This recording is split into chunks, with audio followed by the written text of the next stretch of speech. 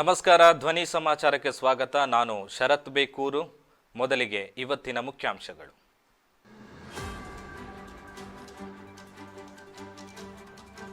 September 18ರಿಂದ ನೂತನ ಸಂಸತ್ ಕಟ್ಟಡದಲ್ಲಿ ವಿಶೇಷ ಅಧಿವೇಶನ.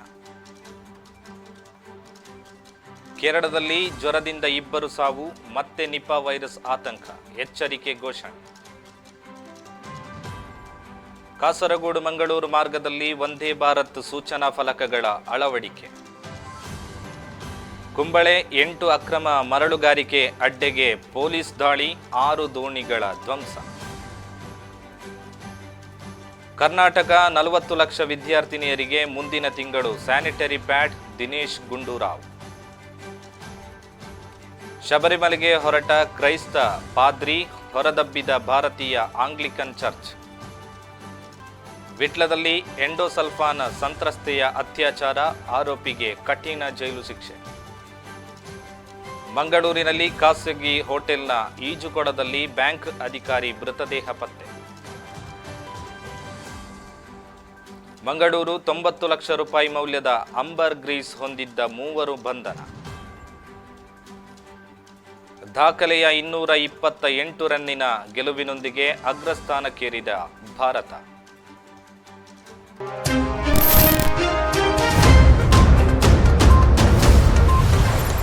ನೂತನ ಸಂಸತ್ ಭವನದಲ್ಲಿ ಸೆಪ್ಟೆಂಬರ್ 18ರಿಂದ ವಿಶೇಷ ಅಧಿವೇಶನ ಆರಂಭವಾಗಲಿದ್ದು, ಸೆಪ್ಟೆಂಬರ್ 19ರಂದು ಗಣೇಶ ಚತುರ್ಥಿಯ ದಿನದಂದು ಪೂಜೆ ಮಾಡಿ ಹಳೆಯ ಸಂಸತ್ ಭವನದಿಂದ ಹೊಸ ಸಂಸತ್ ಭವನಕ್ಕೆ ಪ್ರವೇಶ ಮಾಡಲಾಗುತ್ತದೆ ಮತ್ತು ಉಭಯ ಸದನಗಳ ಜಂಟಿ ಸಭೆಯನ್ನು ಸಹ ನಡೆಸಬಹುದು. ಮೂಲಗಳ ಪ್ರಕಾರ ಸಂಸತ್ತಿನ ಈ ಅಧಿವೇಶನದಲ್ಲಿ ಸರ್ಕಾರ ಒಂದು ರಾಷ್ಟ್ರ ಒಂದು ಚುನಾವಣೆ ಎಂಬ ಮಸೂದೆಯನ್ನು ತರಬಹುದು. ಸಂಸತ್ತಿನ ವಿಶೇಷ ಅಧಿವೇಶನ ಕರೆದಿದ್ದಕ್ಕಾಗಿ ಪ್ರತಿಪಕ್ಷಗಳು ಮೋದಿ ಸರ್ಕಾರದ ವಿರುದ್ಧ ವಾಗ್ದಾಳಿ ನಡೆಸಿದೆ. ಈ ಕುರಿತು ಸೋನಿಯಾ ಗಾಂಧಿ ಪತ್ರ ಬರೆದಿದ್ದು, ಇದಕ್ಕೆ ಪ್ರತಿಕ್ರಿಯಿಸಿದ ಸಂಸದೀಯ ವ್ಯವಹಾರಗಳ ಸಚಿವ ಪ್ರಹ್ಲಾದ್ ಜೋಶಿ, ಸಾಮಾನ್ಯ ವಿಧಾನದಂತೆ ಸಂಸತ್ತಿನ ವಿಶೇಷ ಅಧಿವೇಶನ ಕರೆಯಲಾಗಿದೆ ಎಂದು ಹೇಳಿದ್ದಾರೆ.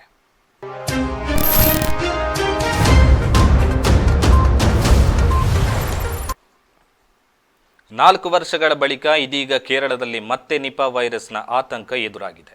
ಇಲ್ಲಿನ ಕೋಳಿಕೋಡ್ ಜಿಲ್ಲೆಯಲ್ಲಿ 2 ವ್ಯಕ್ತಿಗಳು ಜ್ವರದಿಂದ ಮೃತಪಟ್ಟಿದ್ದು, ಇದನ್ನು ಕೇರಳ ಆರೋಗ್ಯ ಇಲಾಖೆ ಅಸ್ವಾಭಾವಿಕ ಎಂದು ವಿವರಿಸಿದ್ದು, ಬಳಿಕ ಜಿಲ್ಲೆಯಲ್ಲಿ ಆರೋಗ್ಯ ಎಚ್ಚರಿಕೆ ಘೋಷಿಸಿದೆ. ಮೃತ ವ್ಯಕ್ತಿಗಳ ಒಬ್ಬರ ಸಂಬಂಧಿಕರನ್ನು ಸಹ ತೀವ್ರ ನಿಗಾ ಘಟಕಕ್ಕೆ ದಾಖಲಿಸಲಾಗಿದೆ. ಇದು ಬಾವಲಿ ಜ್ವರ ಅಥವಾ ನಿಪಾ ವೈರಸ್ ಇರಬಹುದು ಎಂದು ವೈದ್ಯರು ಅನುಮಾನ ವ್ಯಕ್ತಪಡಿಸಿದ್ದಾರೆ. ಈ ಹಿನ್ನೆಲೆಯಲ್ಲಿ ಆರೋಗ್ಯ ಇಲಾಖೆ ಎಚ್ಚರಿಸಿದ್ದು, ಹೆಚ್ಚಿನ ಮುನ್ನೆಚ್ಚರಿಕಾ ಕ್ರಮಗಳನ್ನು ಕೈಗೊಳ್ಳಲಾಗಿದೆ.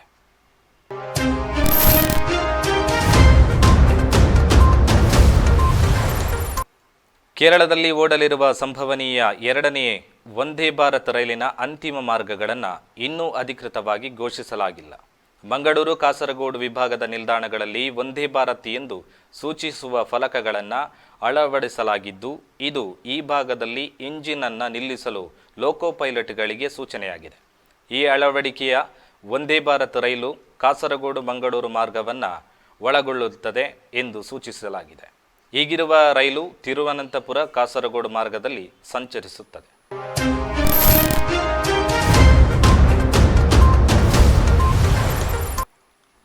ಅಕ್ರಮ ಮರಳುಗಾರಿಕೆ ವಿರುದ್ಧ ಕುಂಬಳೆ ಪೊಲೀಸರು ಕಾರ್ಯಾಚರಣೆ ನಡೆಸಿದ್ದು, ಕುಂಬಳೆ ಶಿರಿಯ ಹೊಳೆಬದಿಯ 8 ಅಕ್ರಮ ಮರಳುಗಾರಿಕೆ ಅಡ್ಡಗಳಿಗೆ ದಾಳಿ ನಡೆಸಿದ್ದಾರೆ. ಈ ವೇಳೆ ಮರಳುಗಾರಿಕೆಗೆ ಬಳಸುತ್ತಿದ್ದ 6 ದೋಣಿಗಳನ್ನು ಧ್ವಂಸಗೊಳಿಸಿರುವ ಪೊಲೀಸರು ಜೆಸಿಬಿ ಯಂತ್ರ ಬಳಸಿ ಮರಳುಗಾರಿಕಾ ಕೇಂದ್ರಗಳನ್ನು ನಾಶಗೊಳಿಸಿದ್ದಾರೆ. ಅಕ್ರಮ ಮರಳುಗಾರಿಕೆ ಬಗ್ಗೆ ಲಭಿಸಿದ ದೂರಿನಂತೆ ಕಾಸರಗೋಡು ಡಿವೈಎಸ್ಪಿ ಪಿಕೆ ಸುಧಾಕರನ್ ನೇತೃತ್ವದಲ್ಲಿ ಕುಂಬಳೆ ಪೊಲೀಸರು ಕಾರ್ಯಾಚರಣೆ ನಡೆಸಿದ್ದಾರೆ.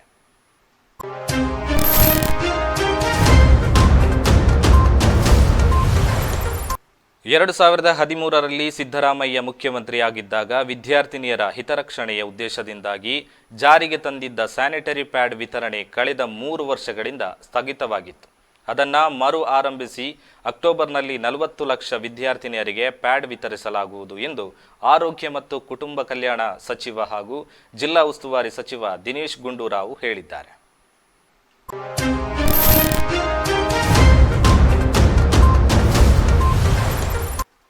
ಶಬರಿಮಲೆ ವಿಚಾರದಲ್ಲಿ ಕೇರಳದಲ್ಲಿ ಮತ್ತೊಂದು ವಿವಾದ ಉಂಟಾಗಿದೆ.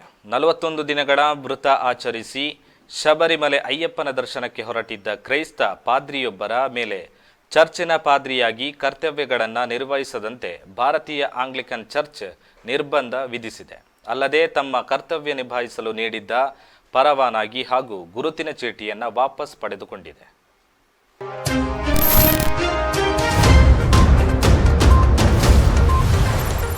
ಎಂಡೋಸಲ್ಫಾನ್ ಪೀಡಿತೆಯ ಮೇಲೆ ಅತ್ಯಾಚಾರವೆಸಗಿದ ಆರೋಪಿಗೆ ಮಂಗಳೂರಿನ 2ನೇ ಹೆಚ್ಚುವರಿ ಜಿಲ್ಲಾ ಮತ್ತು ಸತ್ರ ಹಾಗೂ ವಿಶೇಷ ನ್ಯಾಯಾಲಯದ ನ್ಯಾಯಾಧೀಶೆ ಪ್ರೀತಿ ಕೆಪಿ 10 ವರ್ಷಗಳ ಕಠಿಣ ಶಿಕ್ಷೆ ವಿಧಿಸಿ ತೀರ್ಪು ನೀಡಿದ್ದಾರೆ. ದಕ್ಷಿಣ ಕನ್ನಡ ಜಿಲ್ಲೆಯ ಬಂಟ್ವಾಳ ತಾಲೂಕಿನ ಪೆರುವಾಯಿ ಗ್ರಾಮದ ರಾಜೇಶ್ ರೈ ಶಿಕ್ಷೆಗೊಳಗಾದ ಅಪರಾಧಿ. ರಾಜೇಶ್ 2015ರ ಆಗಸ್ಟ್ 1ರಂದು ತನ್ನದೇ ಊರಿನ 19 ವರ್ಷ ಪ್ರಾಯದ ಎಂಡೋಸಲ್ಫಾನ್ ಪೀಡಿತೆ ಯುವತಿಯ ಮನೆಯಲ್ಲಿ ಒಬ್ಬಳೇ ಇರುವುದನ್ನು ತಿಳಿದುಕೊಂಡು ಅತ್ಯಾಚಾರವೆಸಗಿದ್ದ. ಈ ಬಗ್ಗೆ ವಿಟ್ಲ ಪೊಲೀಸ್ ಠಾಣೆಯಲ್ಲಿ ಪ್ರಕರಣ ದಾಖಲಾಗಿತ್ತು.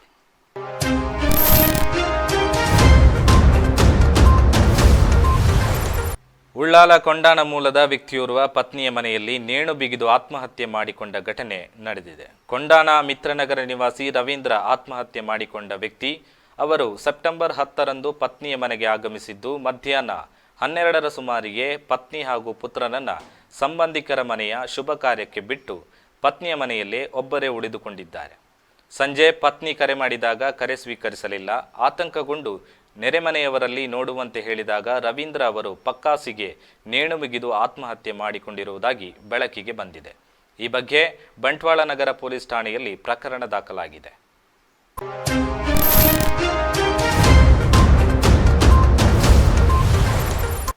ಕೇರಳದ ತಿರುವನಂತಪುರದ ನಿವಾಸಿ ಬ್ಯಾಂಕ್ ಉದ್ಯೋಗಿ ಗೋಪು ಆರ್ ನಾಯರ್ ಅವರ ಮೃತದೇಹ ಮಂಗಳೂರಿನ ಪಳ್ನೀರ ಸಮೀಪದ ಹೋಟೆಲ್ ಒಂದರ ಈಜುಕೊಳದಲ್ಲಿ ಪತ್ತೆಯಾಗಿದೆ. ಮದ್ಯ ಸೇವಿಸಿದ ಕಾರಣ ಈಜುವಾಗ ನಿಯಂತ್ರಣ ಕಳೆದು ಮುಳುಗಿ ಮೃತಪಟ್ಟಿರುವ ಸಾಧ್ಯತೆ ಇದೆ ಎಂದು ಅನುಮಾನ ವ್ಯಕ್ತಪಡಿಸಲಾಗಿದೆ. ಮೃತದೇಹವನ್ನು ಬೆಳಗ್ಗೆ ಹೋಟೆಲ್ ಸಿಬ್ಬಂದಿ ಪತ್ತೆ ಮಾಡಿದ್ದಾರೆ. ಅವರು ರವಿವಾರ ಮಂಗಳೂರಿಗೆ ಆಗಮಿಸಿ ಈ ಹೋಟೆಲ್ನಲ್ಲಿ ತಂಗಿದ್ದು ಸಂಜೆ 4ರ ವೇಳೆ ಹೋಟೆಲ್ ರೂಮಿನಿಂದ ಹೊರಹೋಗಿದ್ದಾರೆ ಎನ್ನಲಾಗಿದೆ. ಘಟನೆ ನಡೆದ ಸ್ಥಳಕ್ಕೆ ಪಾಂಡೇಶ್ವರ ಪೊಲೀಸ್ ಠಾಣೆಯ ಪೊಲೀಸರು ಭೇಟಿ ನೀಡಿದ್ದು ತನಿಖೆ ನಡೆಸುತ್ತಿದ್ದಾರೆ.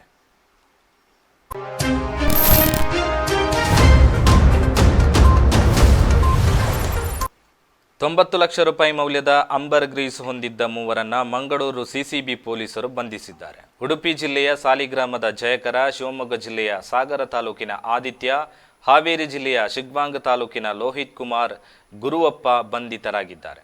ಬಂಧಿತರಿಂದ ₹90 ಲಕ್ಷ ಮೌಲ್ಯದ 900 ಗ್ರಾಂ ತಿಮಿಂಗಿಲ ವಾಂತಿಯನ್ನು ವಶಕ್ಕೆ ಪಡೆದುಕೊಂಡಿದ್ದಾರೆ. ಪಣೆಂಬೂರು ಬೀಚ್ ಬಳಿ ಮೂವರಲ್ಲಿ ಅಂಬರ್ ಗ್ರೀಸ್ ಹೊಂದಿರುವ ಬಗ್ಗೆ ಸಿಸಿಬಿ ಪೊಲೀಸರಿಗೆ ಲಭಿಸಿದ ಖಚಿತ ಮಾಹಿತಿಯ ಆಧರಿಸಿ ಕಾರ್ಯಾಚರಣೆ ನಡೆಸಿದ ವೇಳೆ ಆರೋಪಿಗಳು ರೆಡ್ ಹ್ಯಾಂಡ್ ಆಗಿ ಸಿಕ್ಕಿಬಿದ್ದಿದ್ದಾರೆ.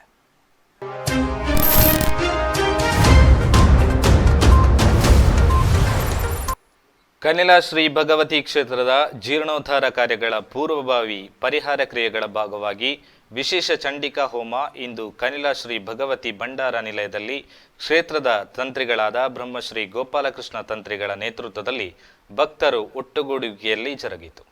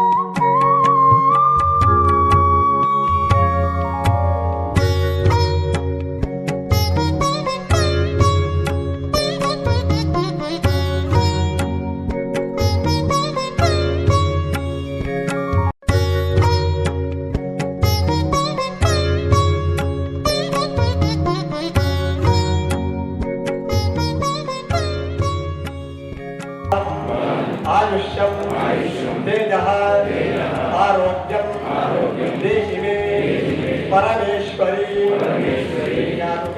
प्रार्थना गोविंद गोविंद।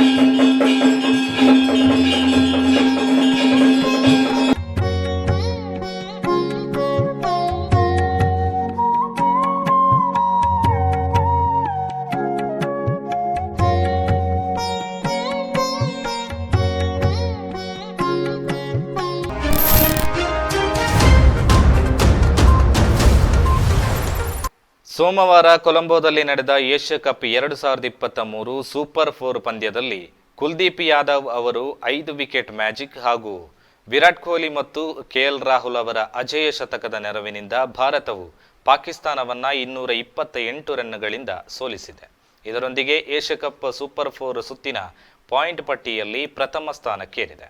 ಪಾಕ್ 3ನೇ ಸ್ಥಾನಕ್ಕೆ ಜಾರಿದೆ.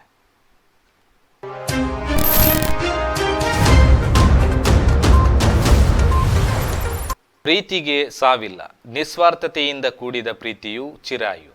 ಪ್ರೀತಿ ಎಂಬ ಪದದ ಅರ್ಥವನ್ನೇ ಕಳೆದುಕೊಂಡು ಹಣ, ಅಂತಸ್ತು, ಬಾಹ್ಯ ಸೌಂದರ್ಯಕ್ಕೆ ಮಾರು ಹೋಗಿ ಪ್ರೀತಿಸುವ ಈ ಕಾಲದಲ್ಲಿ ಆ ಚಿರಾಯು ಪ್ರೀತಿ ಇನ್ನೂ ಕೂಡ ಉಸಿರಾಡುತ್ತಿದೆ ಅನ್ನೋದಕ್ಕೆ ಇಲ್ಲೊಂದು ವೈರಲ್ ವಿಡಿಯೋ ಇದೆ ನೋಡಿ. ಇದರೊಂದಿಗೆ ಇಂದಿನ ಸಮಾಚಾರವನ್ನು ಮುಕ್ತಾಯಗೊಳಿಸ್ತಾ ಇದ್ದೇನೆ. ನಿರಂತರ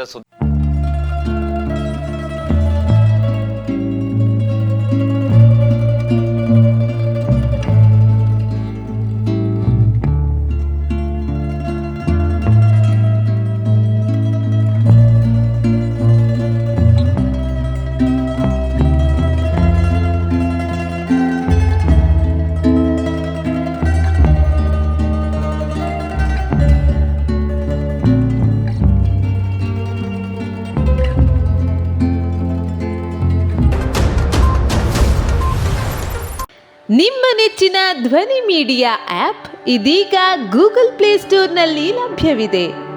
ಗೂಗಲ್ ಪ್ಲೇಸ್ಟೋರಿಗೆ ಹೋಗಿ ಧ್ವನಿ ಮೀಡಿಯಾ ಅಂತ ಟೈಪ್ ಮಾಡಿ ಉಚಿತವಾಗಿ ಡೌನ್ಲೋಡ್ ಮಾಡಿಕೊಳ್ಳಿ. ನಿಮ್ಮ ನೆಚ್ಚಿನ ಎಲ್ಲ ಕಾರ್ಯಕ್ರಮಗಳನ್ನು ತಪ್ಪದೇ ವೀಕ್ಷಿಸಿ. ಯೂಟ್ಯೂಬ್ನಲ್ಲಿ ಧ್ವನಿ ಮೀಡಿಯಾ ಅಂತ ಟೈಪ್ ಮಾಡಿ ಸಬ್ಸ್ಕ್ರೈಬ್ ಮಾಡಿಕೊಳ್ಳಿ. ಧ್ವನಿ ಮೀಡಿಯಾವನ್ನು ಫೇಸ್ಬುಕ್, ಇನ್ಸ್ಟಾಗ್ರಾಮ್ ಹಾಗೂ ಟ್ವಿಟರ್ಗಳಲ್ಲೂ ವೀಕ್ಷಿಸಬಹುದಾಗಿದೆ. ಧ್ವನಿ ಮೀಡಿಯಾ, ನಿಮ್ಮ ಧ್ವನಿಗೆ ನಮ್ಮ ಧ್ವನಿ.